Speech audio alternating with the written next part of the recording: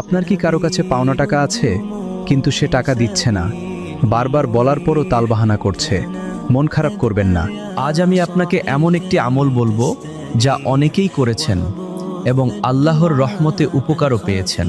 আল্লাহ চাইলে এই আমলের বরকতে আপনার পাওনা টাকা ফেরত আসবে এবং যে ব্যক্তি আপনার টাকা আটকে রেখেছে সে নিজেই লজ্জিত হবে। প্রথমেই মনে রাখবেন, রিজিকের মালিক একমাত্র আল্লাহ, মানুষ কেবল মাধ্যম মাত্র। এখন আমলটি শুনুন মনোযোগ দিয়ে। প্রথমে যে কোনো দরুদ শরীফ 3 বার পড়ুন। এরপর কোরআনের একটি আয়াত 121 বার পড়ুন, ইন্না লিল্লাহি ওয়া ইন্না ইলাইহি রাজিউন।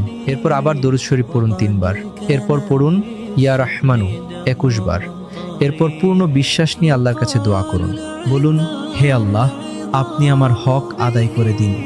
ইনশাআল্লাহ আল্লাহ চাইলে আপনার পাওনা টাকা ফেরত আসবে।